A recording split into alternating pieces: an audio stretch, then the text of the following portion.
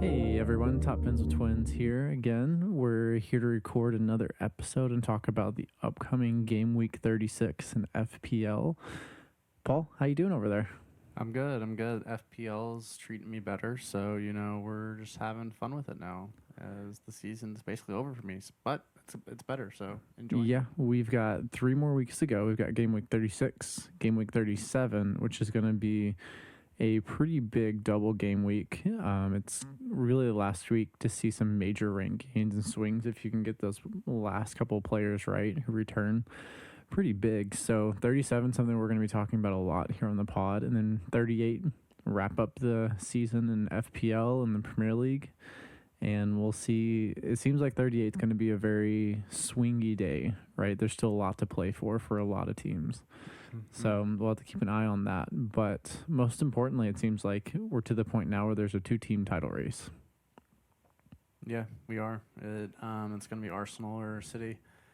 Both, I think we'll kind of dive deeper on it later in the podcast, but hopefully it goes down to the last day. Or in my case, I personally hope that it's over next week. Not that that's possible, but I would love for Arsenal to wrap up the title as soon as they can. But in my opinion, it's going to go down to the very last minute of both games in the last day. Yeah, so currently the way that the table is set up, it is Man City is currently 1 point behind Arsenal. Arsenal's on 80, City's on 79, and Liverpool's on 75. So that 4-point gap between Liverpool and City does also need to be said that there is a game in hand there for City as well. So they've played 34. So let's say that City go out and they win both of their fixtures in 37 and Arsenal win out. Going into the final day, Man City will be 2 points ahead of Arsenal going into Game Week 38. So that's something we should note, that City will still have to, at a minimum, draw on the final day. But with the goal differential that Arsenal currently have, they will most likely have to win going into the final day against West Ham at home. So there's a lot on the line there. And from an FPL perspective, that means that we kind of know what to expect from both Arsenal and City. Liverpool are going to be a little more difficult because they're essentially out of it. They're not going to drop out of Champions League. So they're kind of on the beach at this point, unless there's just a cataclysmic downfall from both Arsenal and City, which we don't foresee happening. At least one of them will continue to, win out the rest of the season is kind of what we see. But from, like we're saying, from an FPL perspective, it seems like Arsenal and City are teams that are really going to be pushing until we reach, we finish the season at 38. So it's something to keep in mind that those are teams that are possibly very good to invest in. And a lot of wild cards in 35 and, to be played in 36. Those teams are not going to be heavily reliant upon Arsenal or City. So if you're looking for a differential, well, City will be because they do double in 37. But Arsenal is someone, for example, maybe Kai Havertz, something to look into if you're looking for a differential who has been returning points very reliably over the past couple of weeks. Yeah, I would agree. I invested in Havertz early, so totally a full proponent of people going to him because he seems like, honestly, Saka showed signs in the Tottenham match, but it seems like Havertz may be the best FPL option for Arsenal going forward for the last 3 games. Yeah, and with Saka, we know he's on pins, so that's very important as well. But I really, personally, I feel like Havertz is the one who has the highest upside. Saka is probably the best one to go with if you're just looking for keeping your rank and not dropping. That's going to be the safest move from an overall rank perspective. But if you're looking for gains and if you're looking to catch on a mini league rival, I think Havertz might be a good one to go for. And upcoming in 36, Arsenal have Bournemouth at home. I wouldn't be surprised to see Havertz return a couple times, and I would not be upset if someone asked me if they should captain Havertz next week. I actually really love that shout. Yeah, I was playing around with the idea of triple captaining him a couple weeks ago, so you never know. It seems like he's just, if we look at, let's see, Havertz's stats, he has, over the last 6 weeks, he has a 5-pointer, 14-pointer, 1-pointer, 3-pointer, and then 14 and 13. So you're kind of really rolling the dice there week to week, but he's in good form right now. So this Bournemouth team probably is going to concede goals against Arsenal. We might guess. So Something to note, though, Bournemouth currently ranked 10th in the table. They have won their last 2.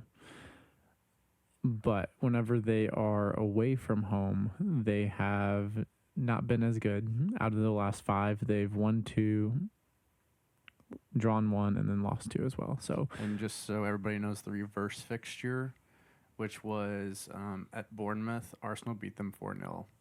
yeah, So that is a good note to make there. It also, I mean, that was match week 7, so an exponential amount of things have changed. But if we want to take, let's do a brief analysis of current form from a lot of teams in FPL. One team that I really want to note is Luton Town. They have lost. It could go back farther than this, but they have for sure lost 5 in a row in the Premier League. Yeah, they have. Off a cliff. It's at the absolute worst time of the season. So this upcoming match in 36, where we have Forest hosting Sheffield, I believe. Let me see. Okay, so Luton play Everton at home on Friday. If Luton are able to get points from that, that'll be a huge result for them. I don't know if they're going to be able to based upon their current form. But then we also have Forest, who are going to be they're playing away to Sheffield. So that's a big fixture there. Sheffield have already been relegated. We'll see if they come out, if they're inspired to continue going on after they've been relegated from the Premier League. And for Forest, it's a massive match because sitting in the table, they are currently only, I believe, 1 point away. Sorry, this is not filtering. So it's going to be a tight race from the relegation perspective. Forest are currently on 26 points and Luton are on 25. And you've got Burnley on 24 as well, lurking around, trying to push their way out of the bottom. That would be an all-timer if Burnley somehow managed to Let's say relegated. Forest and Luton don't get any points this week. If Burnley manage to get 3 points this week at home against Newcastle, then they're out of the relegation zone. And Luke, guess who play each other on the very last match week? Yeah, the very last game isn't that Burnley and Nottingham Forest. Yeah, so that's going to be that's huge. That's a spicy matchup, and Burnley's at home as well, right? Mm-hmm. I think we've talked about Burnley multiple times in the pod this year that they have approached this season in a very forward-minding manner where they're playing forward. They're not being overly defensive like some teams when they come up out of the championship. So we respect them a lot for having that mentality. But they still have a shot. And for the longest time, we didn't think they had a shot of even, staying in the Prim. So maybe they're able to pull it off. I think it would be a dark horse out of nowhere, frankly, that no one saw coming. But Burnley have been building some momentum over the past couple of game weeks. Yeah, didn't Burnley have a fixture at one point this year where they were up like 3-0 at halftime? That was Luton, I think. Luton were up 3-0 against Bournemouth. Remember we were watching that one? It could have been a different one. I don't think so, though. I'm pretty sure there was one. Wait, I'm trying to see. Stupid shit. I don't think so. They haven't had a lot of high-scoring fixtures where both teams have scored a lot of goals. So I think you're probably just thinking of that Luton match when they played Bournemouth in that double game week. But kind of moving on, I think the best way to kind of start out this conversation that we're having here, Paul, is for game week 35, what fixtures do you find yourself gravitating towards and looking at, thinking this is something that would be really good to target and could feed for 36? Yeah, for 36. And then what could also feed into 37 as well? I think City assets seem really big at the time right now. I mean, they're going to want to make up that goal differential, so as somebody that doesn't own Haaland, I would love to get Haaland back this week, but I don't think it's possible with my team set up. So if he's in my team, it's going to have to be for a week whenever I free hit at a time, which is probably going to be 37 for the double, or it could be 38. We'll see, depending on how. I'll have 2 transfers going into 37, so that may make it more possible to get Haaland in. But that one's interesting. I like, let's see, Newcastle assets against Burnley. I know I think Burnley that are one's fighting for gonna. it. I think that one's gonna be trickier than most people think. I don't know. I just think Newcastle have been scoring goals lately, and Isak just seems like he's a great option. Which I'm not on Twitter right now, so I don't know the up to date injury information. So correct me if I don't know anything, Luke. But Isak just seems like a great option. Honestly, I think the Crystal Palace Man United game on Monday will be a really interesting one. Well, you might not have seen this because you just mentioned that, but Eric Ten Hag in his press conference today said that Bruno Fernandes is a doubt for that fixture. Oh, that's not good. So that's something to think of whenever we're building our teams and I have Bruno Fernandes. That's considering not good. which players to play. With that being said, something that I'm kind of considering at this point in time is for my team, I love the matchup of Arsenal at home to Bournemouth. Yeah. I think it fits them well, but we do have to keep in mind too, though, that Bournemouth have put in some really good shifts against top tier teams. Whenever we look at their history, they played Manchester United really well, and that's not saying very much. But they I don't know what that means. they've played City really well. They've played, so City beat them 1-0.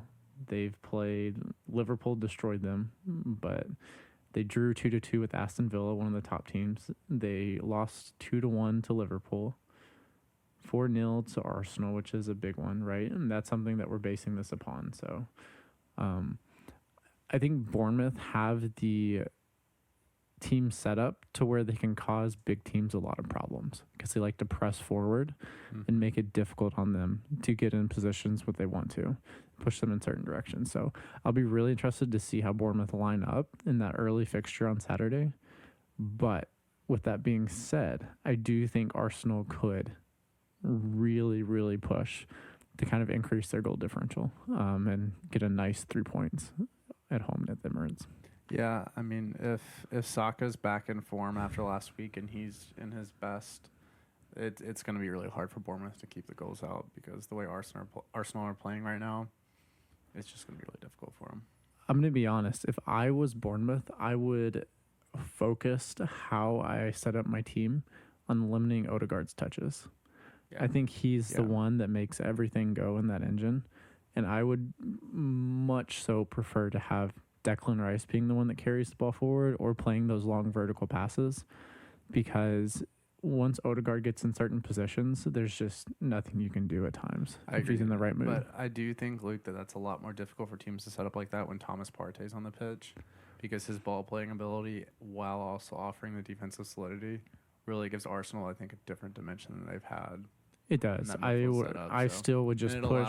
I would push everything to the left wing and make them create from that side, because if nothing else, that limits the White and Saka connection there with the overlapping runs that White loves, and then also Odegaard loves to form little triangles as well in that area too. Right side. He does. So space. I would almost think of man marking Odegaard, making sure someone is near him at all times so that he's pressured immediately as soon as he gets the ball at his feet. But, we'll see how Bournemouth try to approach it. Also get past somebody at that situation too. So, yeah, I don't know. Are there any other games, Luke, you think that catch your eye this weekend? Yes, there are some other ones. So a major one, of course, is going to be Man City and Wolves. I think that the Holland captaincy is going to be back at a really high level. I will not be going to the Holland captaincy because I am looking to rank gain, and I'm also looking to gain on some mini league rivals. So I will not be saying who I'm going to captain, but I think City and Wolves is a big fixture. Another one that I think is going to be interesting, I think Aston Villa could absolutely throttle Brighton on Sunday. Yeah. They have one of the early matches on Sunday.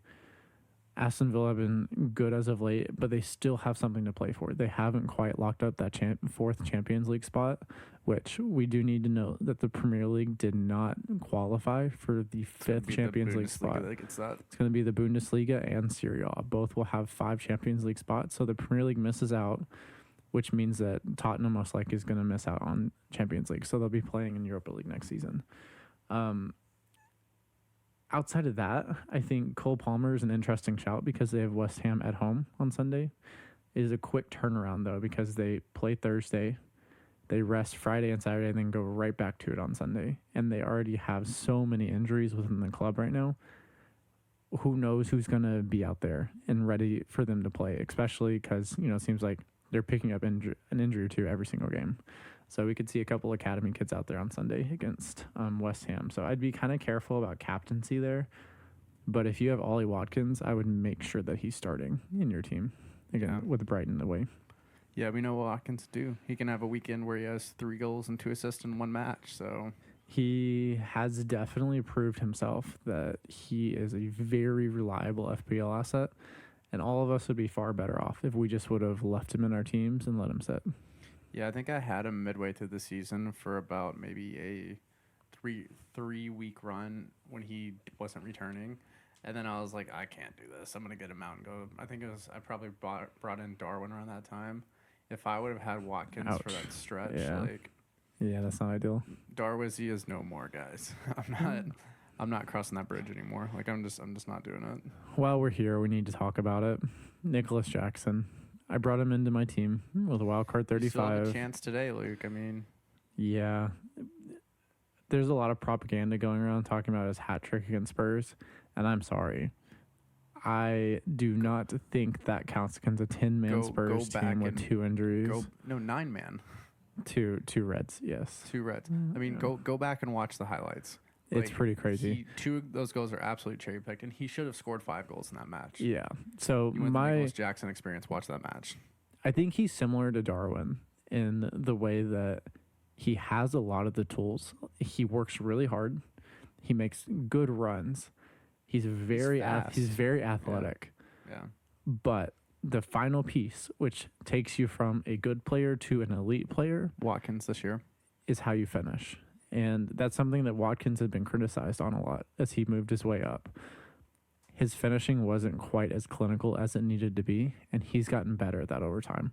But the reason why he was able to do that is he did have some consistency in his finishing. Yeah. Darwin and Nicholas Jackson do not have that consistency. This is, I think it's a really interesting thing to talk about, Luke, and I'm glad you brought it up, that like the level to be from a Premier League regular number 9 to a world-class number 9 is insane. And if you just look at Harry Kane, I think he's a great case study for that, because the stuff that he makes look so simple is so fucking difficult.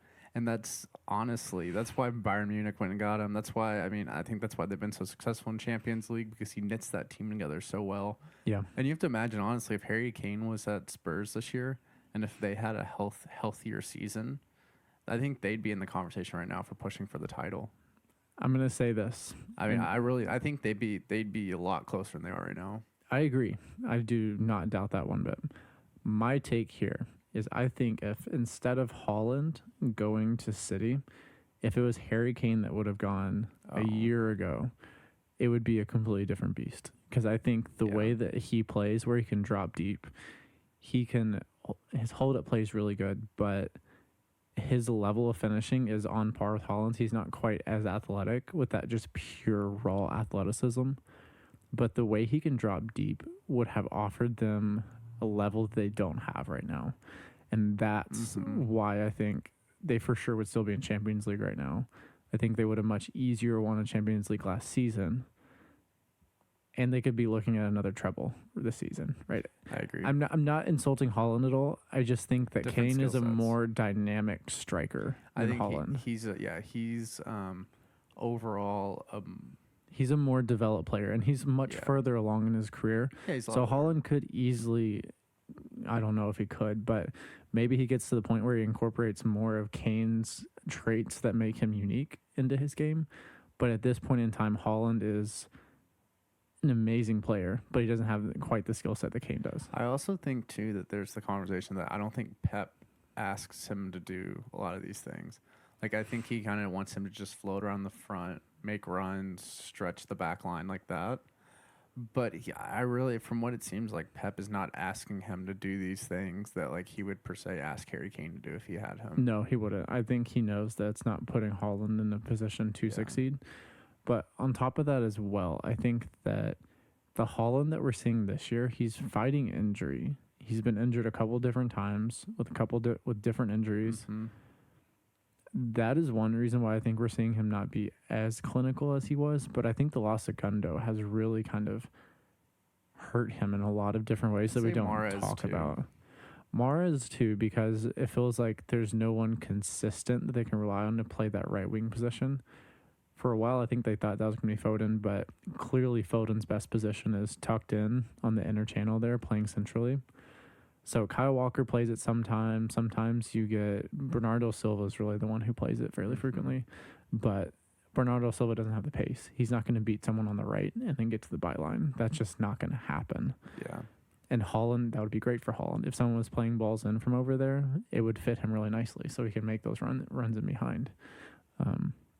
But I think next season we'll see a Holland that kind of reverts back to last season, where as long as he's healthy, stays consistent, like is in good shape, comes in ready to go with a good mentality, I think we'll see him return to the form he had last year. Yeah, I think a big conversation too about for City is that they've had so many injuries in their midfield this year that like that's also another thing. Like the right wing has been consistent, their center backs have been injured too. So like this is a City team that's really struggled with consistency, and KDB kind of coming in and out of the lineup. How he came back like halfway through the season, somewhere in that capacity, and working him back in, figuring all that out. I mean, there's just been a lot of moving pieces this year for City, and it hasn't been perfect for him, really. You know what I can see happening, frankly? Let's say City do get Musiala in the summer. Musiala comes over. If you have that talent of, let's say, you could play centrally Musiala, you could play Bernardo Silva if he stays, Foden, KDB, all four of those, would you not be tempted if you're Pep not to play with wingers? Yeah. Why do you need to stretch the pitch, right? Yeah. Maybe on one side you do, and you just pull Kyle Walker up as a right winger at times, shift over defensively. But I think tactically it offers a lot of problems, but it is possible. Pep loves doing things outside the box.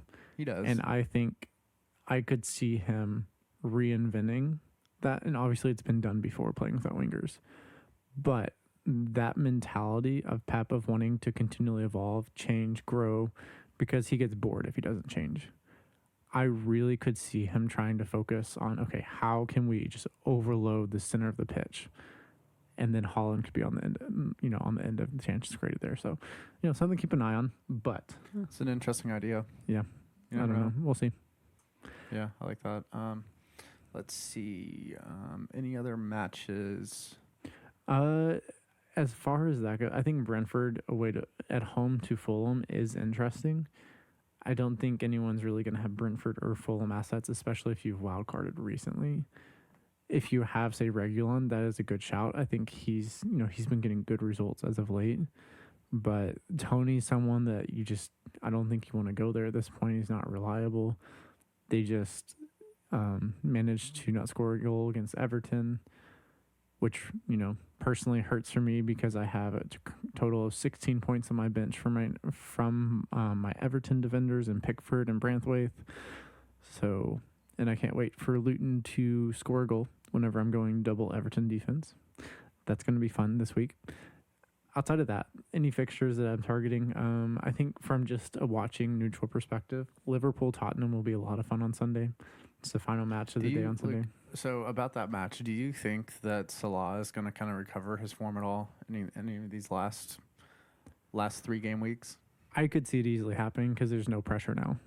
There's no reason for them to be pushing. They can just go and play without having to think about it, without keeping in the back of their minds, this is Klopp's last season. We've got to push, try to do it for the manager. And I think we don't talk about it that much, but that has to play a role in what's happened to them. It's just there's so much pressure on them. And that's what City and Arsenal now do as well, is you just know for a fact they are not going to drop points. And that makes it harder for you not to drop points. Yeah, I agree with you. I mean, I think you just kind of see the absolute level that City and Arsenal have set over this whole season, really, and even into the last season, that like it just takes so much to keep up with the two of them that like Liverpool, I mean, at the end, I thought this was going to be Liverpool season. I probably 4 or 5 weeks ago, I was thinking, I could really see Liverpool pulling this off because it kind of just felt like they had that kind of season going on where stuff was just falling their way. And then injuries kind of hit, and they just quit scoring goals. Really, that's the problem there. That I think that's what kept me from saying Liverpool have a shot here, because there were so many times where they would get down a goal, they would get down 2 goals, and then they'd have to fight back. And those goals did come.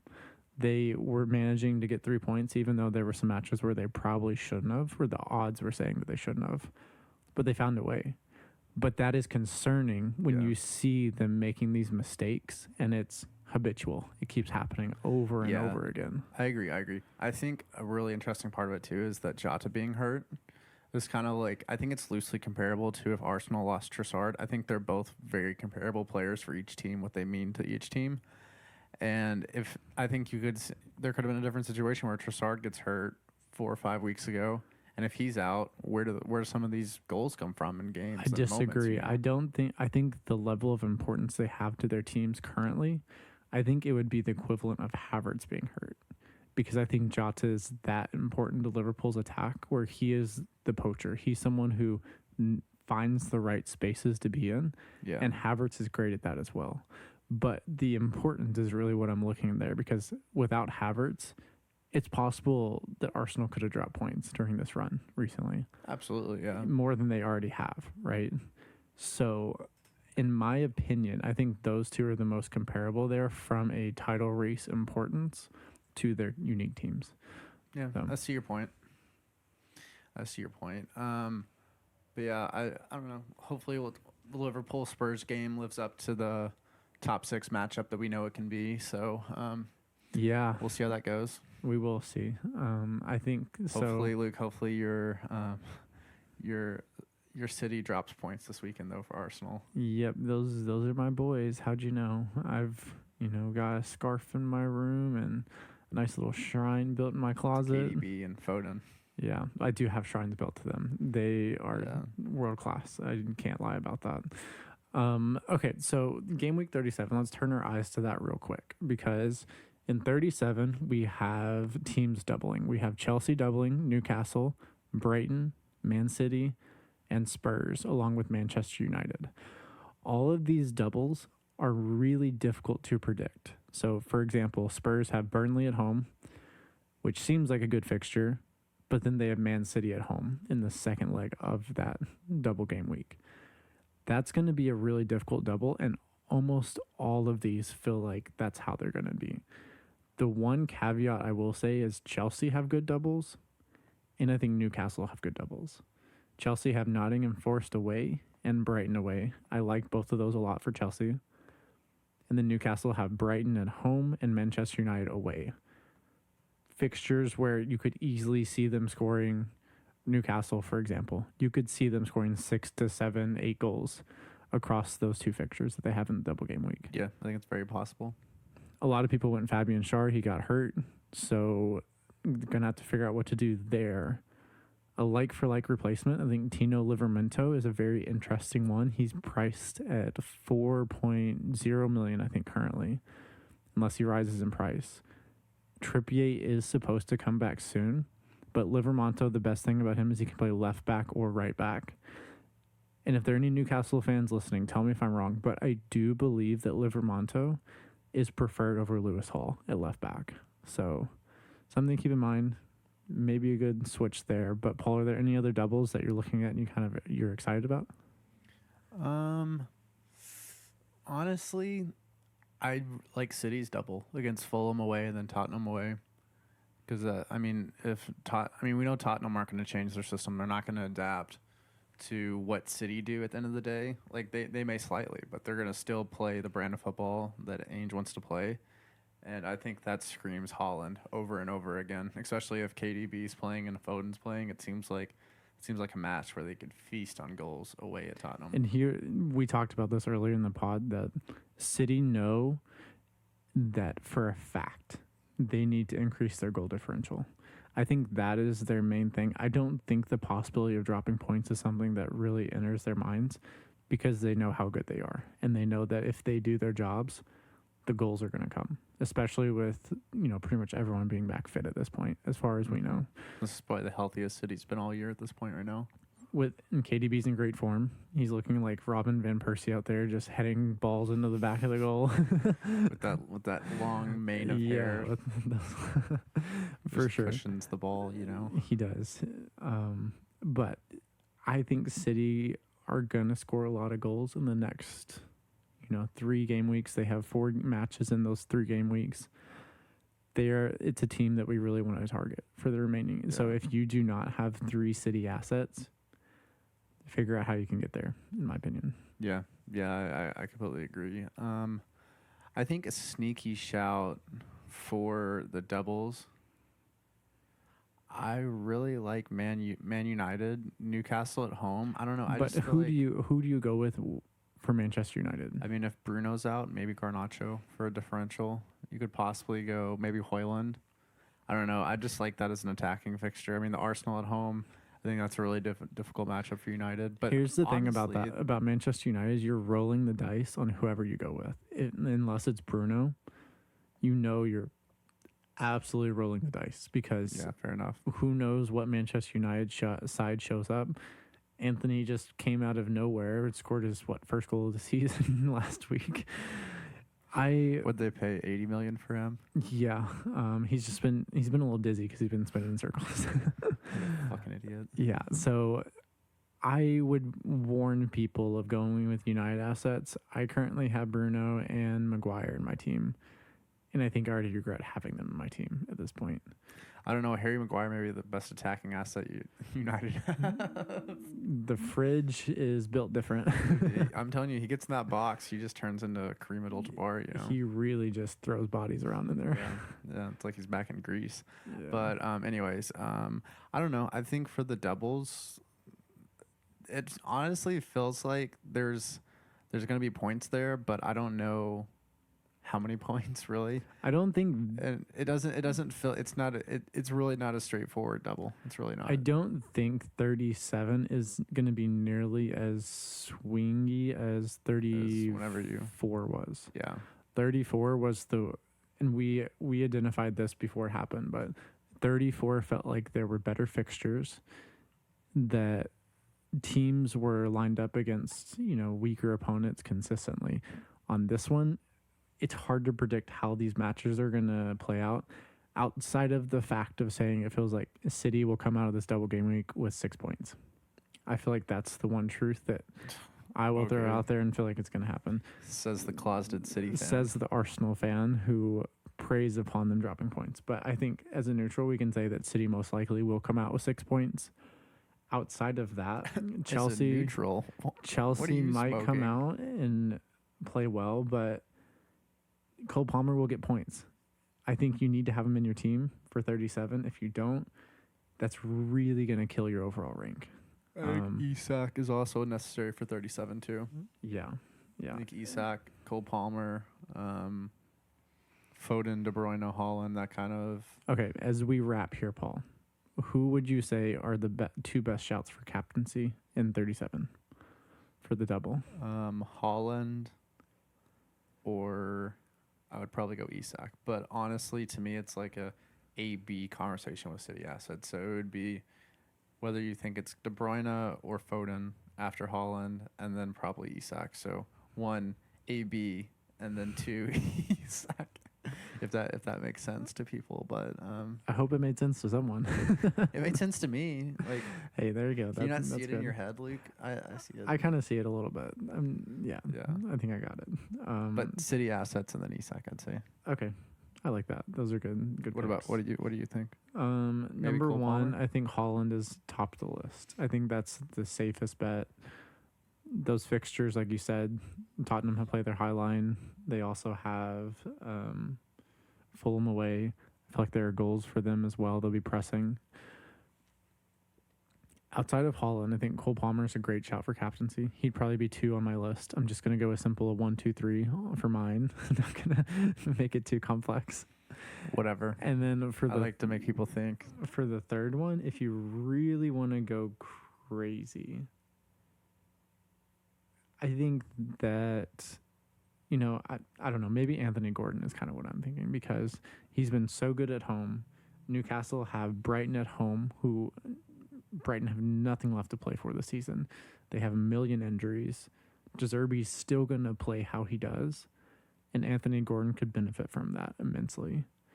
Yeah. And like I said, he's been incredible at home. So if I could easily see him having a 15-point haul in that first match against Brighton. And then after that, everything is just icing on the cake. And they are playing Manchester United away, so he could easily return in that as well. Yeah. So that's I my think that's shout. a sneaky little shout there. I like Is it. maybe Gordon as a mega differential captaincy shout, but Holland and Palmer being the really kind of safe go-to picks for 37. You know what would be a really, really, really sneaky shout for a captain that week? Let's hear it. Not involving a double in case people like to swerve away from the doubles. Let me think. Jared Bowen. No. One more guess. Dwight McNeil with Everton. It is an Everton player. Jordan Pickford. It's a defender. It's not Pickford. Branthwaite. Yeah. Sheffield at home in that fixture feels like, and Everton still may be at the point where maybe they need the points for this match, possibly. No, Everton are guaranteed safety. Oh, they're guaranteed. So they will not be relegated. Okay, so there's not going to be the desperate need for it, but I don't know. It just feels like in these matches where I guess there's not really any substance behind the match, for like table layout, all that stuff. Who knows what's going to happen in these matches? Like maybe Sheffield comes out and they play free and try different things that they haven't all year, or maybe Everton beat them 6-0. Who knows? Like it's hard to predict in those matches. If you're trying to make up rank gains at this point in the season, I think it's a sneaky little shout. We'll talk about it in next week's episode. But if you do happen to still have that free hit, I think waiting till 38 as opposed to 37 is probably going to be the best way to go. Yeah. If you want to have those really big rank gains, because there are some good fixtures for 38. And with that free hit, you can really target the teams who have something that they're really playing for. Yeah. Make sure you prioritize that as well. So, but I think that's probably going to do it for us for this week's episode. Paul, do you have any closing thoughts for anyone out there? Yeah, I think just we made it through 35 weeks so far, and we're going into 36, which is absolutely crazy thinking about where we were in our general lives 35 weeks ago. So it's been a long season. It's been a fun one. There's been a lot of ups and downs. Still love my Kai Havertz transfer, favorite transfer FPL of all time. But honestly, the last couple weeks, I think really just have fun with it. I mean, I'm sure some people are in probably a better position than I am, and they want to maintain that. So play the game you've played this whole season, then stick by whatever was worked for you, and just enjoy it, because we're going to have a fun summer of soccer, but there's not going to be any FPL. So, yeah, to follow up on Paul's final thoughts there, let's all try to enjoy the break from FPL whenever it comes in, because FPL can be time-consuming. It can be draining at times, but we love to have fun with it, and sometimes having a break away from it makes us enjoy it more whenever we do get back to it. So make sure you're really enjoying that downtime whenever we do close out the FPL season after Game Week 38. But be sure to keep listening to the Top Bins of Twins, because we're going to be here talking about the Euros, Copa America. Episodes might come maybe, once every 2 weeks or so, something like that. We're going to take a little bit of a summer break, I think, after following the closure of the Premier League season. But be sure to be checking in, seeing when we're releasing podcasts. So, but want to wish everyone very, very good luck with the remainder of the FPL season. We do have Game Week 36 starting this coming Friday. So make sure to make those transfers before we hit the deadline. Unless you're in our mini league, then don't. Yes, if you're in their mini league, this will be blocked out for you. You won't hear this part of the pod. Just hear like, But thanks for listening, everybody, and we'll check back in with you next week. Best of luck in FPL, everybody. Yep. Thanks, guys. Have a good rest of your day.